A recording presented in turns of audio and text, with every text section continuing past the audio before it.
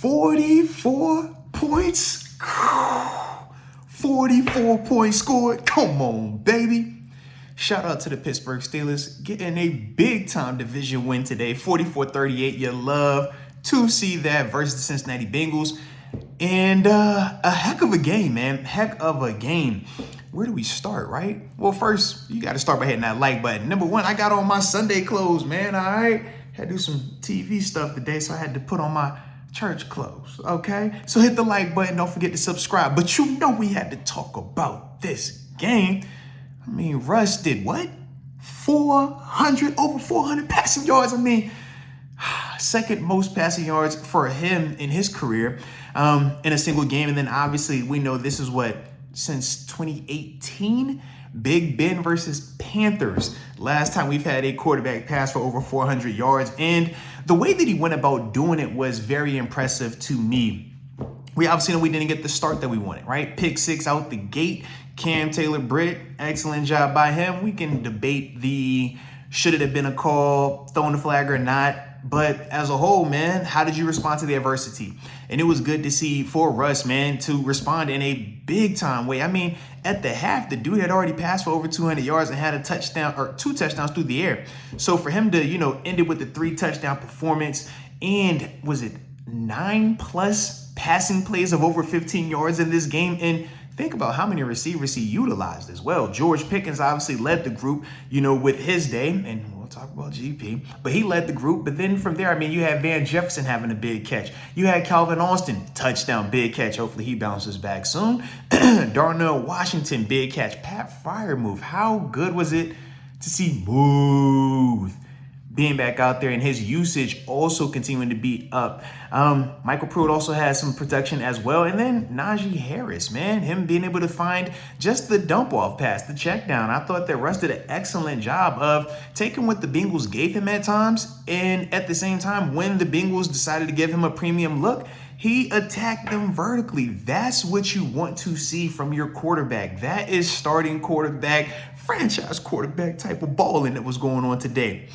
And shout out to Arthur Smith. I thought not only did he do a great job of making, some nice calls and getting the aggressive looks that we want so Russ could take advantage of it, but also late in the game, his utilization on that final series, man, getting Justin Fields, using his legs again. I don't know how the Bengals didn't play for Justin Fields to pull the ball. I do not know, but shame on them. Shame on them. If you are playing against the Pittsburgh Steelers and Justin Fields comes on that field, you better be playing the run and specific the QB pool with him, man. But that's why they're the Bengals. That's why they're the Bengals.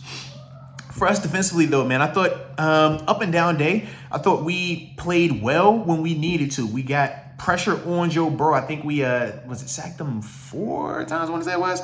Man, so big time in the sense of that, man. TJ Watt, heck of a day. Obviously, Nick Herbig with the big time production as well on the other side.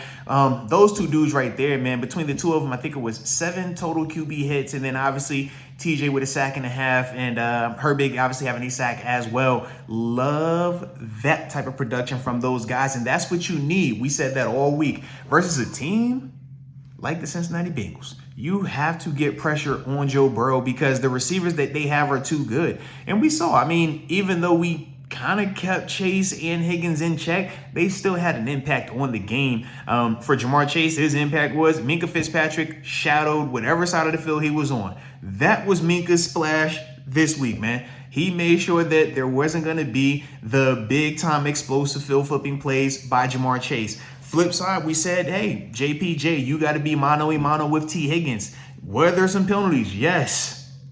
And obviously, you don't want all the penalties, but at the same time, when you're playing against an ultra-physical receiver like T. Higgins, this is what comes with it. I will take what happened today any day of the week versus the Cincinnati Bengals passing attack because we know what Chase and Higgins are both capable of, especially if you aren't physical with them and disrupt those guys. So for me, man, when I look at how the day ended for those guys, man, I tip my cap to the group in terms of JPJ, in terms of Minkah Fitzpatrick, Deshaun Elliott, and how about Dante Jackson, man? Big time interception at the end of this thing. But you can't talk that interception without talking Cam Hayward. My dog is aging like fine wine.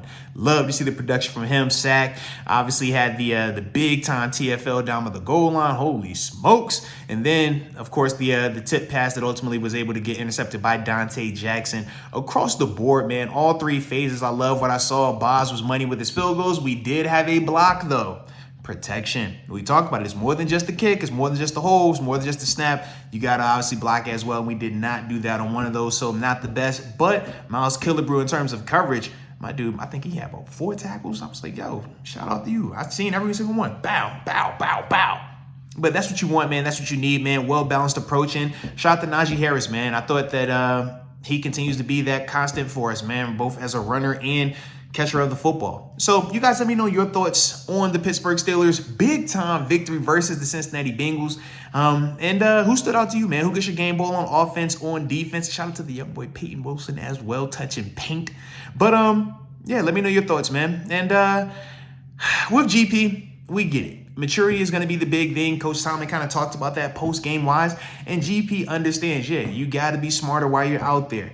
But at the same time, man, we still got to give him some grace. He's a young guy doing it at the biggest stage with all the eyes on him. And we're seeing all his good decisions and not so good decisions play out in real time in front of everybody, man. So it's not the easiest situation. But what I will say is this, his production, his overall mentality, and I love the fact that Coach Tomlin talked to him after that little slip situation, pick six, to just make sure his mind was still locked in on what it needed to be. But like I said, man, he's one of those guys that we just got to keep rocking with him, man. Keep giving him some grace. All right. He's coming along. He's coming along.